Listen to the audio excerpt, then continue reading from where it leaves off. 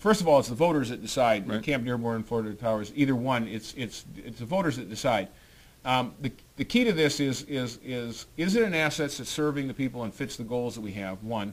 Number two, it's not only if you're going to sell it, but when you're going to sell it. Right. Because an asset like that, you don't want to sell it when it's either a bad market or when there's things that would mean that the value of the asset Right. would be not realized because of circumstances outside your control. And I'll give you the two examples. Right. One is right now the market for real estate and so on in general in Michigan is not very good. Right. So the likelihood that something is so unique that we would get its value right now is not good. The second thing is the zoning.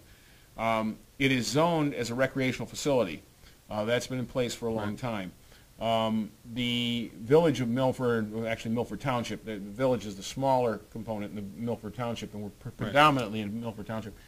They kind of would like to get it for green space and recreational, and of course they see, at this point, its value, if it doesn't get rezoned, is rather low. Side, we've made some really substantial changes.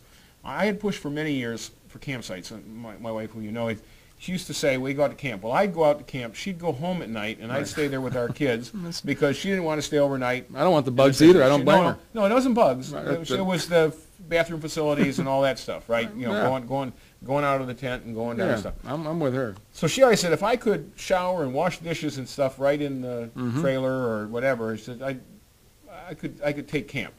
So we have a prohibition in Tent Village 2 under zoning that we can't hook up water and stuff because that would make it a permanent mobile home park. But for temporary sites, we can. So we finally, I really had for years been saying this camp is something I've lived with my whole life. I said, let's put in some sites that have not only potable water, but sewer access or dump sites and stuff.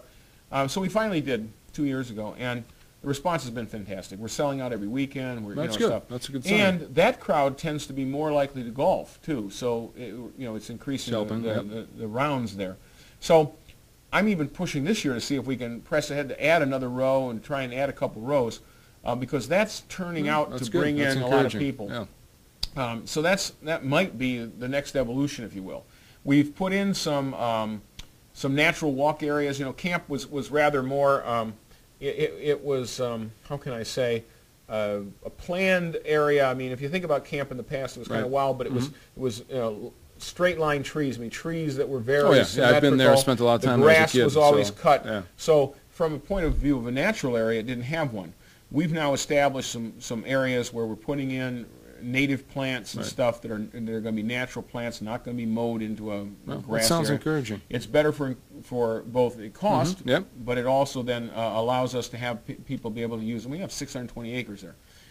So and the council and I have had this dialogue already since I've been in during the budget, that we're going to try within the next 2 years to really identify a feasible long-range plan for camp. And there's, So we've got 2 years. We've got some time. And let me just give you illustrations of possibilities. And again, I don't want people to get excited and go, this is crazy or this is what. But a couple of things we talked about. We've got a group that wants to put in one of these indoor tennis things out there. And they would bear the cost. We work with them.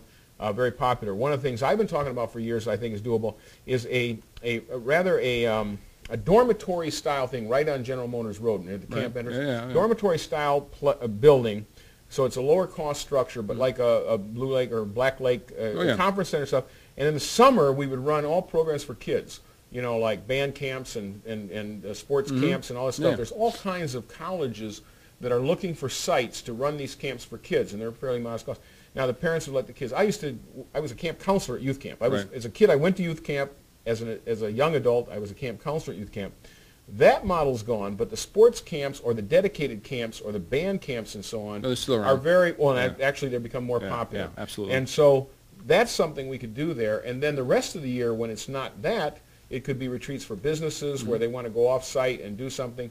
But by doing it in a dormitory style, you're keeping the costs low, you're keeping the amenities down.